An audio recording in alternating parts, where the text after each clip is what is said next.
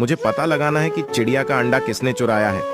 जल्दी बताओ, क्या तुमने चिड़िया का अंडा चुराया है? अंकल, मैंने नहीं चुराया है। आप चाहे तो देख सकते हैं। ठीक है, मैं अभी देखता हूँ। अरे, इसमें तो बहुत सारी चॉकलेट है। तुम सही कह रहे थे, इसमें चिड़िया का बच्चा नहीं है। अब तुम्हारी बारी। क्या तुमने चिड़िया का अंडा चुराया है? अरे अंकल, मैंने भी चिड़िया का अंडा नहीं चुराया है। आप चाहे तो देख सकते हैं। ठीक है, मैं अभी देखता हूँ। अरे, इसमें तो खिलौना है। तुम सही कह रहे थे, इसमें चिड़िया का बच्चा नहीं है। अब तुम्हारी बारी। लेकिन उसे देखने से पहले आप लोग बताओ, आपको पैसा चाहिए या मम्मी का प्यार? मम्मी को प्यार करने वाले वीडियो को लाइक करके चैनल को सब्सक्राइब कर लें और कमेंट में आई लव मम्मी लिख दें। जल्दी बताओ, क्या तुमने चिड़िया का अंडा चुराया है? नहीं तो मैं तुम्हें जेल में डाल दूंगा। अरे अंकल, हाँ, मैंने ही चिड़िया का अंडा चुरा लिया था। वह मुझे रास्ते में मिल गया था।